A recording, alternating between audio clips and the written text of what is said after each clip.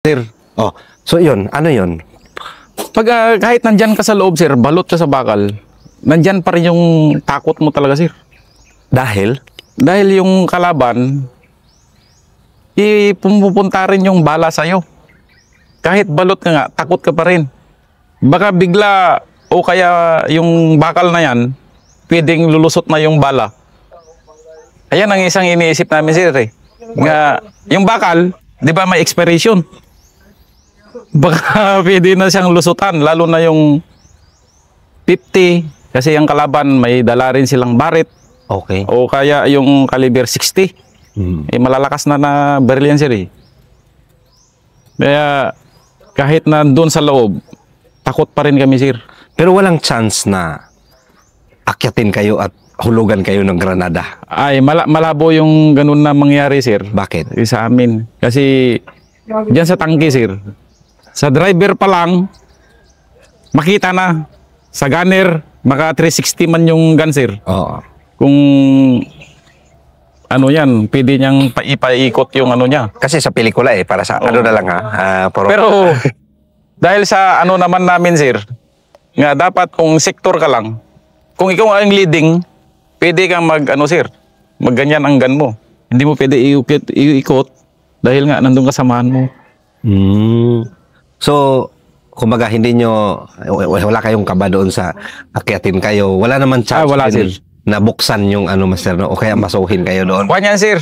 Hindi basta-basta rin mabuksan. Nakakumbatlak man yan ang tawag namin. Kumbatlak. So sa loob lang yan nabubuksan? O, sa loob lang. Kasi, kahit ako, hindi ko kasi, ang tangke kasi iba yung gira niya sa tangke. Oo, iba, sir. Kumbaga, hindi ka na makapagtago at alam ng kalaban na nandyan yung kalaban, nakasakay lang. Oo, sir. O kaya magdala ng maso kasi pag nakadikit doon sa gunner mo, hindi mo na matamaan yun, di ba? Oo, sir. O kaya naghawak siya doon sa barrel, tama? Tama, sir. Wala naman ganun na Wala, sir. Wala naman. Sa ano ko, sir, walang nakaakyat pa dyan.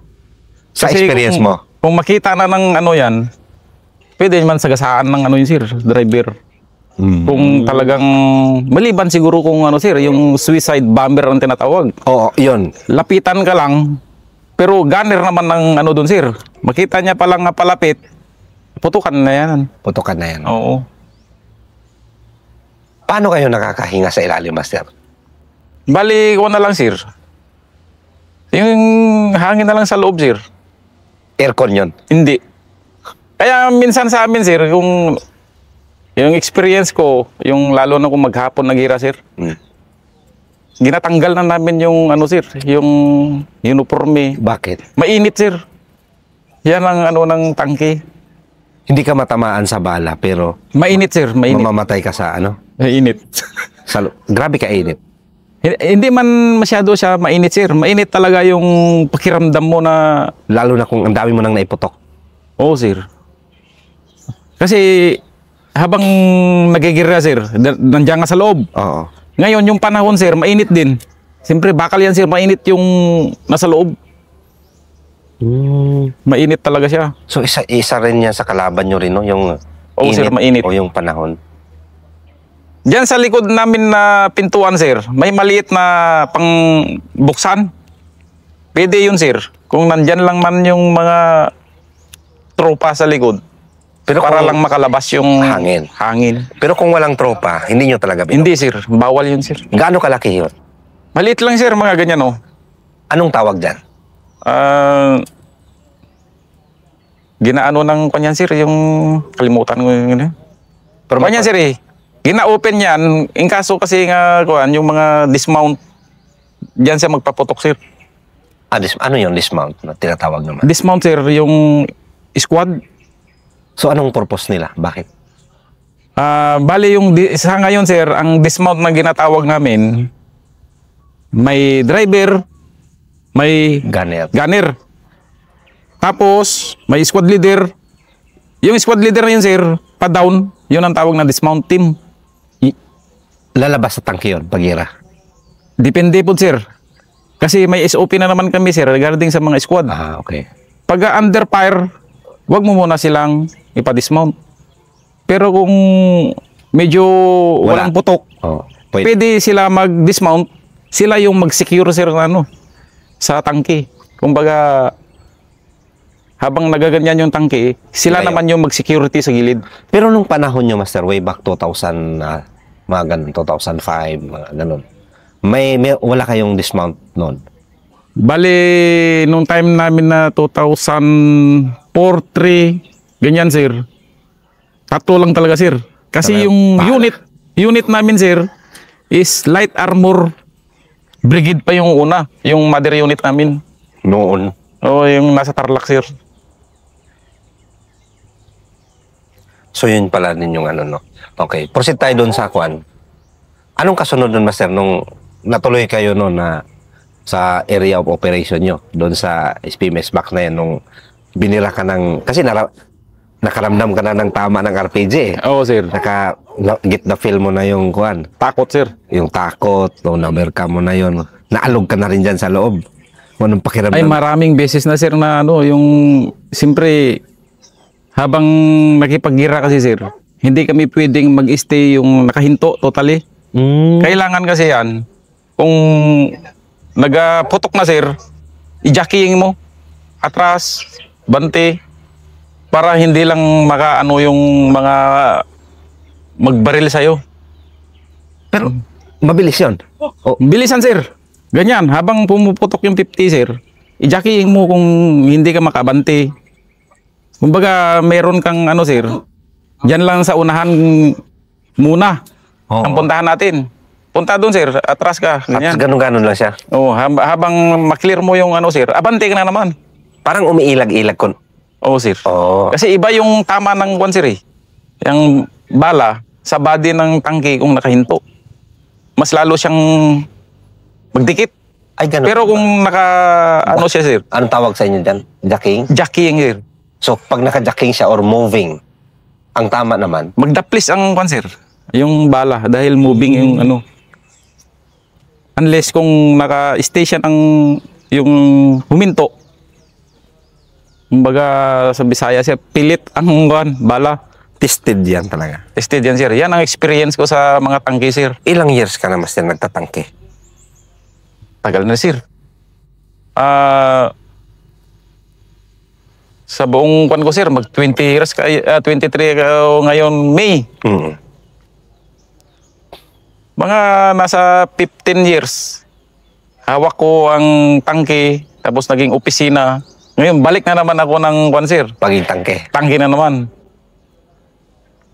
Sa loob ng 15 years katagal din, no? Ano yung pinakamahirap na naranasan mo? Pinakamalungkot? Bali, ang pinaka ano na naranasan ko talaga sir, yung pinadala ko sa Zamboanga. Zamboanga at saka Marawi. Ganun ba? Oo sir. So, nung Zamboanga sir, Bangga mo na. 2013, September. Ang... Sambuanga Seeds yun, tama? Yes sir. Pinadala ka, hindi pa nag-umpisa ang Sambuanga Seeds noon. Bali, nagsimula na sir. Pinadala ko. Pinasakay ako ng C-130 dyan sa Awang sir, papuntang Zamboanga. Hindi. Sige, balikan natin yan. Kwento mo muna. Pumuputok na sa Sambuanga Seeds. Yes sir. Ikaw, saan ka noon? Bali, nandyan kami sa Agwak sir. Dyan ang batalyon ng First Mechanized noon. First mechanized ka noon. Oo sir. Nagtawag yung ano, nga kailangan talaga yung Scorpion. Ano na kasi yun sir, yung hawak ko na tangke dati, yung 76, yung malalaki na yung kwan niya, yung gun. 76 na klase ng tangke. Oo, 76mm ang kwan niya. Okay, Parang mortar na yun, Scorpion tank. So, ikaw yung ano noon? Bale, noong time na sir, ako ang pinadala doon. Ako yung commander, tsaka gunner. Dalawa lang kami sir. Dalawa kami, pinasakay ng C-130 patungo sa Zamboanga. Kasi kailangan kayo. Kailangan ng kwan noon, ng Scorpion sir. In short, wala pang Scorpion doon. Wala sir. Okay. Parang yung okay na Scorpion sir is dito lang sa Maguindanao area yung meron. Sa inyo. Oo sir. Pero meron doon sa ano sir, sa area ng Pagadian. Oo. Pero parang palyado sir. Anong pakiramdam ng Master na kailangan kayo doon sa gira na naman at isasakay kayo ng kwan? Yun ang ano ko talaga sir. Ang ginakomporanta noon, yung kay MNLF, under kay Malik. Yung hindi ko makalimutan doon sir. Yung ini-snipe talaga kami, yung salamin. Maraming tama yung Scorpion ko doon. So pagpasok mo, pagdating, lapag kayo na si 130, saan kayo pinick up? Pinick up kami ng taga ano sir, ng hindi ko maano yung mga IB doon sir eh. Oo. Dayo man kami. Briefing konti sir. Pagkahapon, pinasok na ako sa area. Pero yung Scorpion mo, nandito, galing pa dito. Galing ng dito sir, sa Agwak. Sinakay ng si 130. Sinakay na si 130. Kasama kami sir. Paglapag doon, konting briefing, pasok kagayan sa kung saan yung area talaga sir na ano na, putukan. Maalala mo, Master, kung ano yung sinabi sa inyo noon? Kung ikaw, Scorpion, ito yung ano mo, anong pinaka-focus mo? Bali, yung overall ground commander doon sir, sa kalimutan ko si full-fledged colonel sir yun eh. Sabi niya, ano ba yung kakayahan ng tangke mo? Oo. Tinanong niya ako. Kasi hindi pa kami nakapaputok nung time na yun sir. Sabi ko, sir, malakas man ito sir. O sige, testingan mo. I-briefing niya ako sir, kunting briefing. Yung time na yun kasi, pumasok ako sa Iskinita, pumunta sa eskwelahan sir. Oo. Sabi niya sa akin, may gate yan, ang mga MILF, nag-ano dyan, naka-preposition. Hindi makaya ng caliber 50 yung ano yung makapasok sir. Pero pagkasabi niya sa akin, gawan mo ng daan ang mga simba. Kaya nung ginawa ko sir, pinuntirya ko yung ano, yung gate. Pero yung gate, yung pundasyon ng kinabitan ng gate, yun ang tinamaan ko sir. Inilagay ko yung HE. Ano yung HE? High explosive. Tatlong klase kasi yung ano sir. Bala. Bala. May HE, yung haze. Tapos may canister. Yung canister pang personnel sir.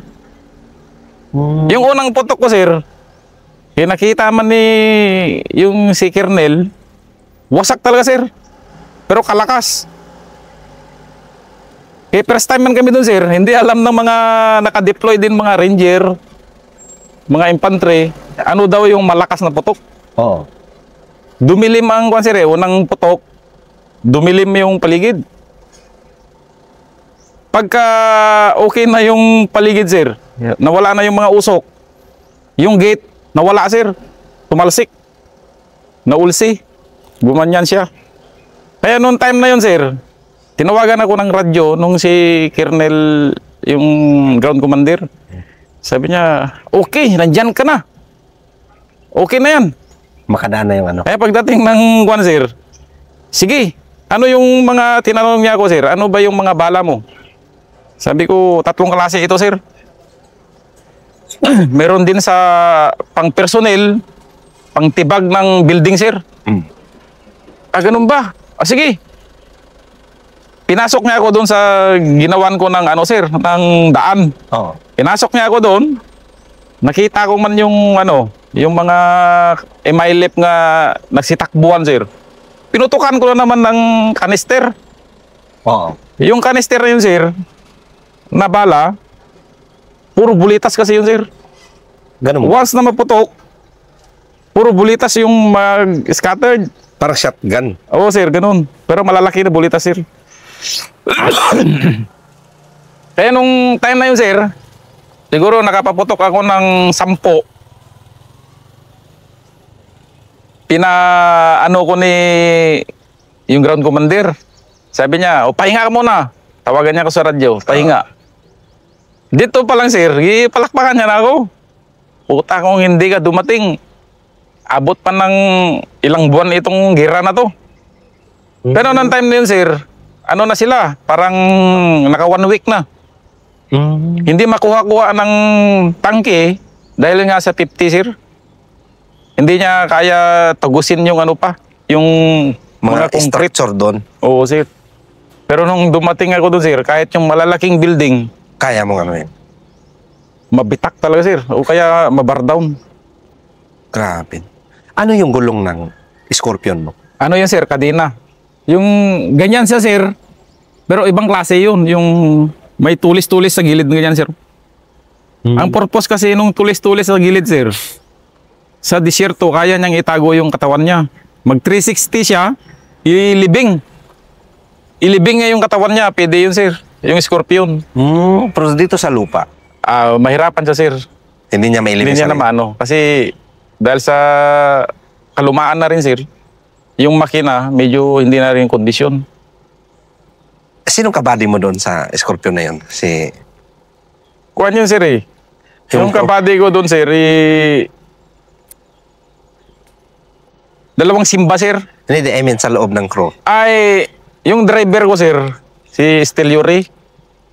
Tapos yung amo bearer ko, yung tagabigay ng malalaking bala, sir, si Montales. Nandito yun, sir, si Montales. So, kailangan mo talaga ng ganon, ng amo bearer.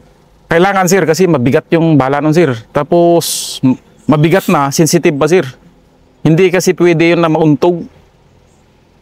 Iwasan mo siya na mauntog sa mga matitigas na bagay din, sir. So, delikado rin kayo doon sa Delikado loob. yun, sir. Oo. Delikado yun, sir. Tapos yung ano pa ng Scorpion is XCS yung ano niya, sir. Gasolina. Gasolina. Yun ang ano nun. Kaya nung time na yun, sir, hindi ko yun makalimutan. Sa 3 barangay na pinaglalaruan ng mga kalaban nun, yung mga ranger, magtawag sa akin. Oo. Sabi niya, Master, dito sa area ng Santa Barbara, kasi yung mga sniper, tuwing tatawid kasi, sir, pag ganyan pa lang, na-snipe na yung mga tao ni Juan, ng taga-ranger, ng SR. Ngayon, hindi nila makaya, sir. Maghapon na sila naka-stack up. Kaya kinabukasan, Pasok ka. madilim pa, sir, madilim pa lang, pinamove na ako. Pagka, Juan, sir, sabi ko, sir, asan nga building? Kasi nung time na yun, sir, may mapa na. Yung mapa na yun, sir, balay ang may target. T1 hanggang sa 100 nga target. Ganyan, sir, yung binibigay sa akin. Yan yung anuhin mo. Oo. Pero kamuntik din kami dun, sir, nga ano. Muntikan ka rin? Oo, kasi yung malaki kasi yung barrel. Kasi yung mga sniper na dala ni Malik, sir, 7 babae. Yung time na yun. Okay. Kaya nilang ilusot doon sa barrel. Ganun ba? Kaya kamuntik din naman yun. Na pagka umaga, nakita ko, sir, yung tama, nandito lang sa may ano. May malaking bakal kasi doon sa harapan ng ano, sir, lumampas. Kaya ang ginagawa ko, sir, imbes na pag ganyan yung gun, ginadown ko sa lupa. Kung Kung hindi puputok. hindi ko paputuin, sir. Ay, ang ginagawa ko, i-load ko, kung sabihin nga, saan ang target, sir? Sa target number 15 nga balay. Oo. Tsaka ako tindan yung kwan, sir. Pero i-traverse ko na yan siya. I-traverse. Pag ganyan, diretso na, sir. Huwag mo na patagalin. Kasi kung patagalin mo, baka Palusutan maunahan ka doon sa sniper. Anong epekto nun, Master, pag lumusot sa'yo yung sniper? Kwan, sir. Putok man yung gilod na ako na ano, na bala, sir. Baka doon magputok sa amin. Ubos kayo doon. Sunog talaga, sir. Kaya yun ang experience ko noon nga butang mahirap itong Scorpion. Ganun ba? Malaki kasi yung ano, sir, Barrel. barrel. Yung sa tropa nga rin, sir, na yung caliber 50, kaya nila papasukin, sir, eh. Yung sniper nila. Yung sniper nila. Malalaki yung nakuha ng ano, sir, ng LRR. Yung nakuha nila, yung matataas na ano, na scope. Kahit ilang kilometro, parang malapit pa rin yung tingin nila, sir. Yun ang gamit ng ano, galing ibang bansa. Nakalaban. Nakalaban. Sumuntikan ka na rin pala doon. Yun ang kuwan talaga, sir. Mabuti nga, lumampas doon sa ano, hindi pumasok. Doon tumama, doon sa bakal, na square. Pagtingin ko ng umaga, magkarga kami ng hangin. Oxygen kasi ang nagpapaputok doon, sir, eh. Sabi ko, uy, may bumaon talaga, sir.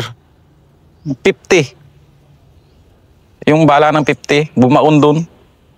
Utang na Mga ilang inches na lang yun kung bago makarating sa bunganga ng barrel mo kaya. Bali, kuha ni sir di ba barrel? Oo. Dito ang punuan niya. Yung dito sir nga bakal, doon tumama. Siguro mga isang dangkal na lang yun. Wala pa. Wala, Pasok sir. para makapasok. Mga inches lang. Malapit talaga sir. So isa rin pala yan sa delikado rin, no? Delikado sir sa yung malalaking barrel. Pero alam nyo na yan na may ganun talagang mangyayari. Oo sir. Alam ko na yung mangyari na ganun talaga, kaya mahirap. Kaya ikaw nang dumiskarte talaga dyan. Oo, Paano sir. mo diskartehan? Ay, ang ginagawa ko nun sir, palaging down. Don Muscle. Kaya yung driver ko sir, junior ko man yun. Tapos, si Staff Sergeant na rin siguro ngayon. Still Yuri ang ano nun sir. Oo. Tapos yung isa, si Staff Sergeant Montales. Junior ko man din. Bali akong commander doon, ako ang gunner. Oo. Hindi ko man ano sa kanila sir. Baka masira yung yung gun. May rin kasi yun monitor sir. May na-maintain ka doon na yung ilang PSI na yung niya, yung hangin. Dapat i-monitor mo. Kada putok, monitor mo. Uy, pwede pa.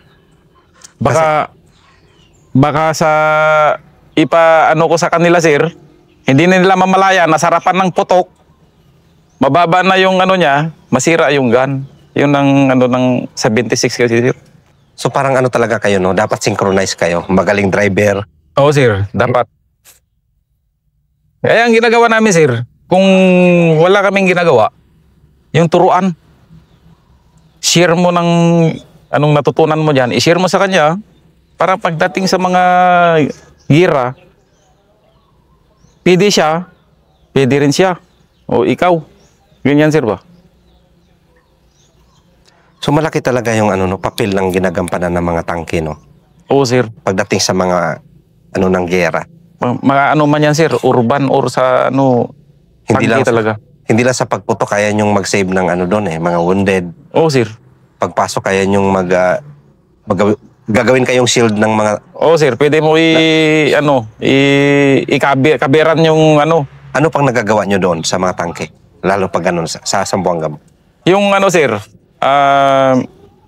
naputukan ng IED yung tropa ng SR. Bali noong time na yun sir, hindi naman ko pwede mag-recover kasi Scorpion yung hawak ko. Oo. Nung sir, nahirapan sila kasi ini-snipe sila sir eh. Oo. May pa yung kalaban. Ang ginawa ko, nagtago lang ko konti. Tinawag ako nga, may naga-snipe. Gipa ko sa tropa ng Ranger sir kung saan ba galing yung sniper. Oo. Magsabi niya, Master, sa target nga ganito. Oo. Ilocate ko sa mapa ko, sir. Ito, yung kulay blue na bahay. Sir, putukan ko agad yan. Mahilom, maano man, sir, tahimik yung dyan, basta yung Scorpion ang magputok. Habang umuusok pa doon sa harapan, sir, ginasakay na sa simba o komando yung mga wounded. Yung ginagawa ko, sir, once na ako magputok kasi, ipaalam ko sa ground commander, sir, yung target nga ganito, dapat pati yung gilid niya, putukan ko. Baka nandyan yung muna ko yan. Kung putok ko dire, dapat lahat, sir. Para mawala talaga yung sniper na yun kung saan man nagtago. So, mai-evacuate na ngayon yung may evacuate yung sir, yung wounded. Kaya nung na-recover yung mga wounded ng Ranger, sir, mismo ang battalion commander, sir, pumunta sa akin. Sino? Maalala mo pa sino? Yung 6 Oppers Brigade dito, sir, sa sa... Ngayon? Oo, yung na-retired na. Yun, sir. Lieutenant Colonel pa siya noon time na yun. Si Kuan? 2013. Sir Subiana? Ay, hindi. Hindi, sir. Congrats niya ako, sir. Paano yun? Paano yun? Pinuntahan ka niya? Oo, sir. Sabi niya, Master, congrats. Kung wala ka, yung tropa ko, maubos talaga. Parang nag-thank you siya. Kaya, good job. I-maintain mo lang. Sabi niya sa akin, sir. Nung time na yun, kahit grabe ang pagod ko, pero dahil sa ganun nga maka-save tayo ng tropa, kahit anong pagod, parang ganado rin ako na magkipag-gira. Magtrabaho, no? Oo. Kahit yung sir, yung ground commander, kasi nung time na konti na lang yung bahay, sir, kasi ang mga kalaban, papunta na sa mga sa kakahuyan na. Oo. Tinawagan niya ako. Sabi nung nagtambay man kami doon, tawagin mo nga yung doon, yung si Scorpion King. Scorpion King ka? Oo, sir, kung anong bansag niya sa akin. Dahil sa tuwa niya, sir, nga lahat ng mahihirap na na taguan ng kalaban, nagigiba ako. Nagigiba. Tapos madali lang imakuha. Mm-hmm. Tawagan mo doon. Sino yung magtawag din nga ako? Hindi niya man alam. Scorpion King lang. Yung driver ng doon, ng Scorpion. Ay. Pagkasunod naman, sir, tawagin mo yung siga doon. Yan ang i-address na naman sa akin, sir. Oo. Pero, nung time nga pinamerienda ako ng kernel, sir, biglang naputukan kami ng sir, ng granada. Buta, malapit lang pala yung nagtago doon sa sa building. Malapit, sir. Nagkape kami dito, sir. Yan lang sa sir, sa sasakyan. Sa unahan, granada. Mga 10 meters lang? Oo. Putok, sir. Mabuti walang nabundid sa amin. Anong time na yun, sir, sabi niya, Sir, iputukan mo nga ito. Palapitan, sir. Yung bahay, sir, yung parang housing, nga dikit-dikit. Oo. Naggawa ko ng butas na ganyan, sir. Dire-diretso. Mga 10 ang pinabanat niya. Kasi wala man lusutan na yung tao. Yung sundalo na magpasok, may tao pala doon. Putukan ko, sir. Kaya kung malalaki man yung butas, ganyan, hanggang doon sa dulo, sir. Kaya niyang butasin? Kaya, sir. Yung Scorpion. Kaya bilib yun si sir, Yung... Sino yun? Maalala mo pa? Nakalimutan ko, sir. 2013 pa kasi nangyari yun. Sino bang ground commander? Sir Llamas? Llamas, sir. Si? Llamas. Colonel Llamas. Oh, Colonel siya noon. Colonel... Llamas. Itanong mo sa kanya, sir, nga Colonel Llamas. Tuwang-tuwa din siya sa'yo, no? Kung ano-ano ang tawag niya nga sa akin nung time na yun, sir. Tsaka malaki din ang papel na mo doon. Ang dami mo rin natulungan din doon. Maraming sir. Kaya nga, kahit mahirap, basta may magsabi ng ganun, high moral ka pa rin. Yun ang ko, sir. Kumbaga may isang simpleng thank you lang, masaya ka na doon. Oo, sir.